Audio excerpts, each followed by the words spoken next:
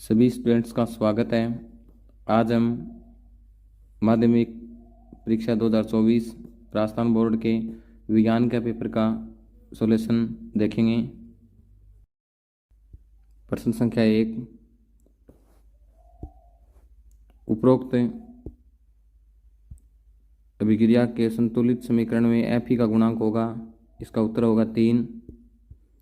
प्रश्न संख्या 2, दही में उपस्थित अम्ल लैक्टिक अम्ल। प्रश्न संख्या 3, ऊष्मा का सबसे अच्छा चालक कॉपर। प्रश्न संख्या 4, कीटोन में उपस्थित प्रकार्यात्मक समूह, इसमें ब होगा। प्रश्न संख्या 5, मानव हृदय में एक तंत्र का भाग है जो संबंधित है परिसंचरण से। प्रश्न संख्या 6, इसका उत्तर होगा द्वार कोशिका। प्रश्न संख्या 7, इसका उत्तर होगा पीयूष ग्रंथि। प्रश्न संख्या 8, इसका उत्तर होगा उभयलिंगी। प्रश्न संख्या 9, इसका उत्तर होगा ब। प्रश्न संख्या 10, इसका उत्तर होगा ब। प्रश्न संख्या 11, इसका उत्तर होगा स। प्रश्न संख्या 12, इसका उत्तर होगा वायुमंडलीय अपवर्तन। प्रश्न संख्या 13, इसका उत्तर होगा स। प्रश्न संख्या 14, इसका उत्तर होगा सुरक्षा के उपाय रूप में। प्रश्न संख्या 15, इसका उत्तर होगा विद्युत धारा की दिशा। प्रश्न संख्या 2, रिक्त स्थानों की पूर्ति कीजिए। भाग प्रथम, लेड नाइट्रेट ऊष्मीय वियोजन से प्राप्त युक्त गैस का नाम NO2। HCl के वियोजन से प्राप्त ऋणायन का रासायनिक सूत्र होगा क्लोरीन। ऊपर ये चिन्ह लग जाएगा। C3H अणु में उपस्थित सहसंयोजक आबंधों की संख्या 10।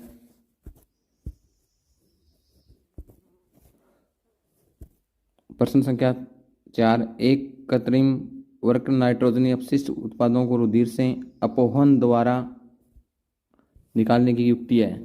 5वें प्रश्न का उत्तर हो जाएगा सिनेप्स। 6ठे का उत्तर हो जाएगा आवर्धन।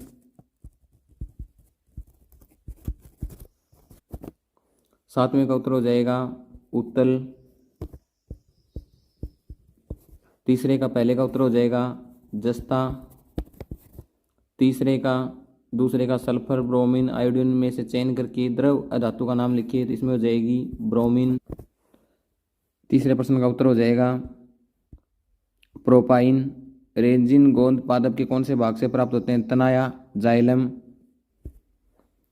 5वें प्रश्न का उत्तर हो जाएगा पश मस्तिष्क या मेडुला अम्बलागेटा।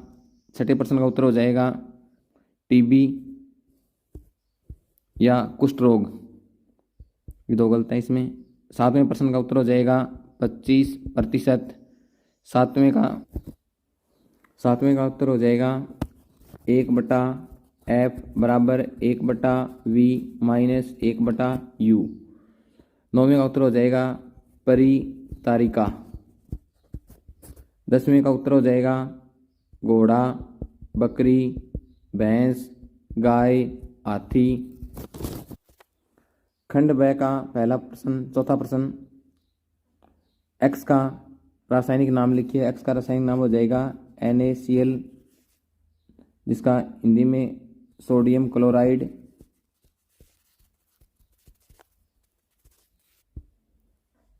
5वां प्रश्न है धातुएं विद्युत की सुचालक होती हैं। उपरोक्त कथन के प्रयोगशाला परीक्षण के लिए प्रयुक्त व्यवस्थित उपकरण को चित्रित कीजिए। तो इसका उत्तर इसके नीचे दिया हुआ है, ये चित्र आप देख सकते हो। 6ठा प्रश्न, जल की उपस्थिति में मैले कपड़ों पर साबुन लगाने से कपड़े साफ क्यों हो जाते हैं? इसका कारण लिखिए। इसका उत्तर दिया है कि जल के अंदर इन अणुओं की एक विशेष व्यवस्था होती है जिससे इसका हाइड्रोकार्बन सिरा जल के बाहर होता है। ऐसा अणुओं का बड़ा समूह या गुच्छा बनने के कारण होता है, जिसमें जल विरागी पुंज समूह के आंतरिक हिस्से में होती है, जबकि उसका आयनिक सिरा गुच्छे की सतह पर होता है। इस संरचना को मिसेल कहते हैं। मिशेल के रूप में साबुन सफाई करने में सक्षम होता है, क्योंकि तेलीय मैल मिशेल के केंद्रण में हो जाते हैं। मिशेल विलियन में कोलाइड के रूप में बने रहते हैं और आयन विकर्षण के कारण अपेक्षित नहीं होते। इस प्रकार मिशेल तैरते हुए मैल को आसानी से हटाए जा सकते हैं। 7वां क्वेश्चन, एथीन अणु की इलेक्ट्रॉन बिंदु संरचना को चित्रित कीजिए। तो इसका उत्तर ये दिया हुआ है नीचे। क्वेश्चन संख्या 8, गर्भ निरोधन की 2 विधियों को समझाइए। पहली विधि हो जाएगी कॉपर-टी और दूसरा हो जाएगा गर्भ निरोधक गोलियां।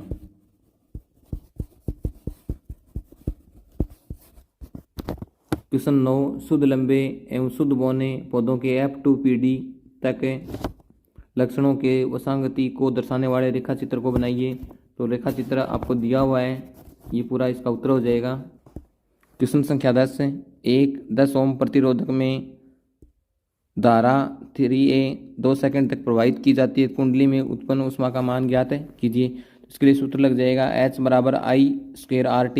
इसमें मान रख देंगे H ऊष्मा कर और I का मान इसमें 3 है, 3 की स्क्वायर गुणा R का मान 10 गुणा और T हो जाएगा 2। इसको हल करेंगे 9 गुणा 10 गुणा 2, इसका उत्तर आ जाएगा 180 जूल। क्वेश्चन संख्या 11, निम्न परिपथ में चित्र बिंदु A और B के मध्य तुल्य प्रतिरोध ज्ञात कीजिए।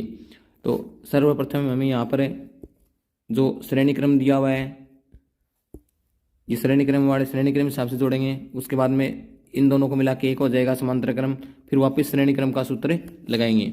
तो देखो इसको इस प्रकार, तो 3 ओम है, इसको जोड़ देंगे तो ये हो जाएगा 6 ओम और फिर 6 ओम ये हो जाएगा, 6 ओम ऊपर वाला हो जाएगा।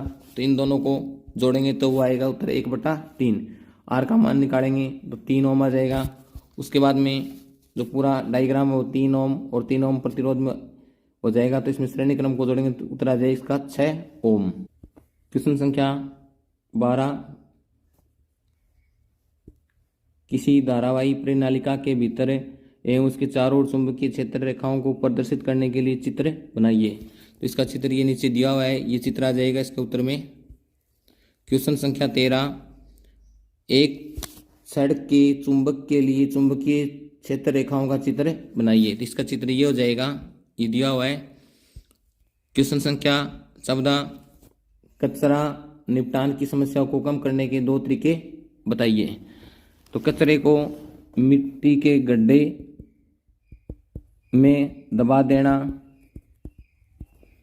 या बायोमास ऊर्जा में सड़ी गड़ी वस्तुओं को काम में लेना।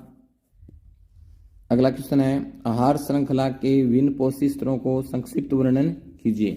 इसके पोषक स्तर ये होते हैं, उत्पादक जिसमें पेड़ पौधे आ जाते हैं, प्राथमिक उपभोक्ता जो पेड़ पौधों को खाते हैं वो प्राथमिक उपभोक्ता कहलाते हैं, द्वितीयक उपभोक्ता जो प्राथमिक उपभोक्ताओं को अपने भोजन के रूप में काम में लेते हैं वो द्वितीयक उपभोक्ता कहलाते हैं, तृतीय उपभोक्ता ऐसे उपभोक्ता जो अपने द्वितीयक उपभोक्ता होते हैं उनको आहार के रूप में काम में लेते हैं वो तृतीयक उपभोक्ता कहलाते हैं।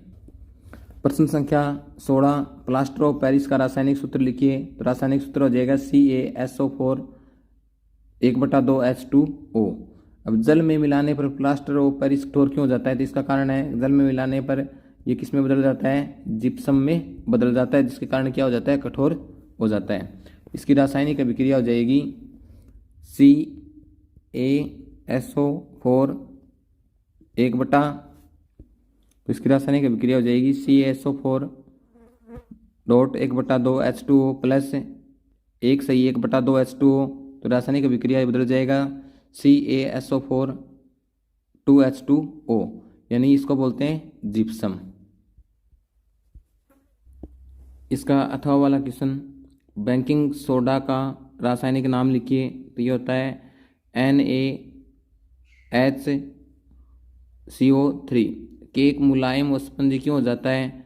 क्योंकि इसमें बेकिंग सोडा के साथ क्रिया होकर CO2 उत्पन्न होती है और CO2 उत्पन्न होने के कारण जो केक होता है मुलायम और स्पंजी हो जाता है। उपयुक्त रासायनिक समीकरण देकर समझाई थी, उसका समीकरण ये हो जाएगा baking soda plus hydrogen ion और क्रिया करके CO2 बाहर निकलती है, HO2 जल बनता है और अम्ल का सोडियम लवण बनता है। क्वेश्चन संख्या 17, अनैच्छिक क्रियाएं मस्तिष्क के कौन से भाग से नियंत्रित होती है, उदाहरण द्वारा समझाइए। ये अनैच्छिक क्रियाएं पश्च मस्तिष्क के द्वारा नियंत्रित होती हैं। इसको उदाहरण के द्वारा ऊपर आप देख के पढ़ सकते हो। इसमें ये सभी इसके उत्तर हैं, इसके अंदर दिए हुए हैं, इसको पढ़ के आप देख सकते हो।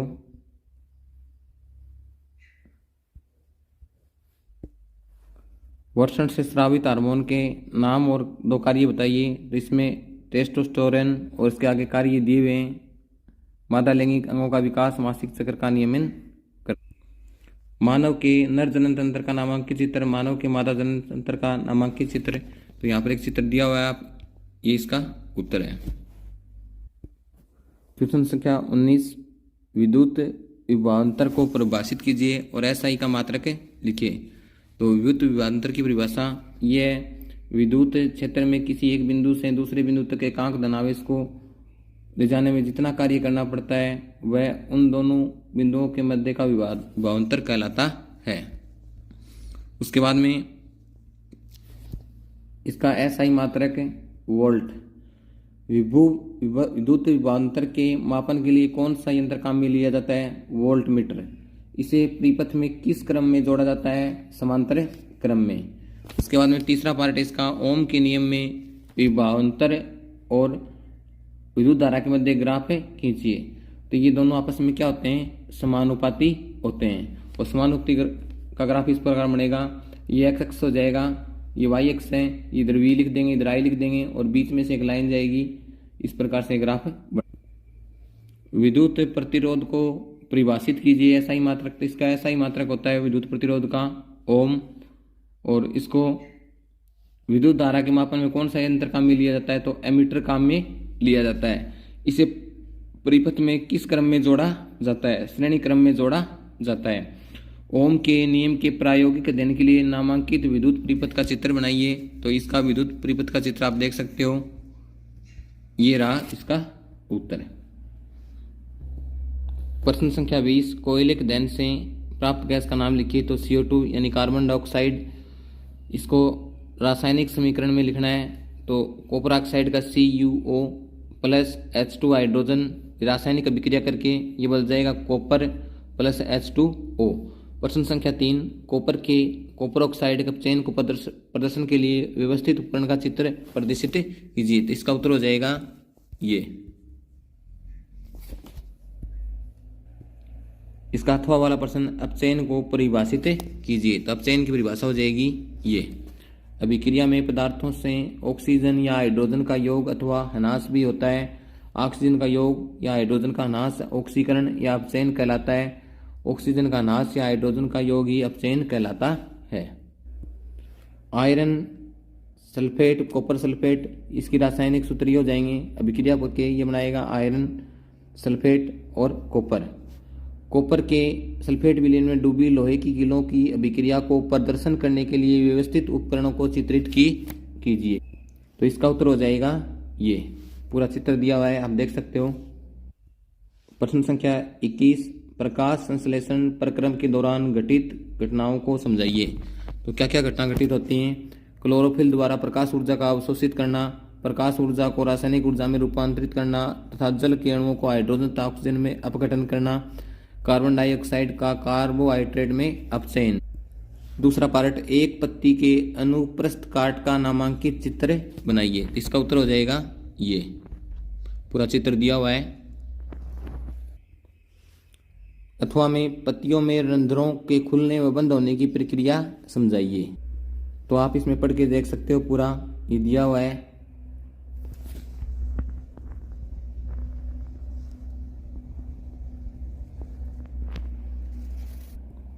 दूसरा पार्ट, खुले हुए बंद रंध्रों का नामांकित चित्र बनाइए। तो इसका चित्र ये हो जाएगा। इसके दूसरे पार्ट का उत्तर हो जाएगा, खुले हुए बंद रंध्रों के नामांकित चित्र इस प्रकार बनेंगे। क्वेश्चन संख्या 22, गोलीय दर्पण किसे कहते हैं। तो इसकी परिभाषा आप देख सकते हो। ये गोलीय दर्पण की पूरी परिभाषा दी हुई है, इसको आप पढ़ के देख सकते हो। गोलीय दर्पण के ध्रुव को परिभाषित कीजिए। इसमें आप दर्पण के ध्रुव की परिभाषा देख सकते हो। शब्दों अथवा पदों को जाने तथा उनका अर्थ समझें। ये शब्द गोलीय दर्पणों के बारे में चर्चा करते थे, इसमें सामान्य प्रयोग में आते हैं। गोलीय दर्पण के परावर्तक पृष्ठ के केंद्र को दर्पण का ध्रुव कहते हैं। अगला तीसरा पार्ट, यदि एक लेंस की क्षमता +40 D है, डायप्टर है, तो इसकी फोकस दूरी ज्ञात कीजिए। तो इसमें सूत्र लग जाएगा पावर यानी लेंस क्षमता बराबर होता है 1/f। इसमें मान रखेंगे तो P का मान हमें दिया हुआ है 4 और 1/f। f का मान हमें ज्ञात करना है इसमें। तो f का मान ज्ञात करेंगे तो बटा में 1 लगा के करेंगे तो 4f बराबर 1 और f बराबर 1/4। इसका उत्तर आ जाएगा 1/4। अथवा प्रश्न, लेंस आवर्धन किसे कहते हैं? तो इसकी परिभाषा यहाँ पर दी हुई है। किसी लेंस के द्वारा प्रकाश किरणों को अभिसरण या अपसरण करने की मात्रा को उसकी क्षमता के रूप में व्यक्त किया जाता है। अगला है, लेंस के मुख्य अक्ष को परिभाषित कीजिए। लेंस होता है उसमें से जो प्रकाश की किरण होती है वो बिना अपवर्तित हुए या बिना विचलित हुए सीधी की सीधी निकल जाती है। वह बिंदु क्या कहलाता है? लेंस का मुख्य अक्ष कहलाता है। यदि गोलीय दर्पण की वक्रता त्रिज्या 14 सेंटीमीटर है तो इसकी फोकस दूरी ज्ञात कीजिए। इसमें सूत्र लग जाएगा r बराबर 2f। हमें फोकस दूरी ज्ञात करनी है। r का मान हमें दिया हुआ है 14 और 2f। f का मान निकालेंगे तो 14/2 यानी कितने आ जाएगा? 7 सेंटीमीटर। इस प्रकार आज के पेपर का हम आकलन कर सकते हैं हमारे कितने % सही हुए हैं।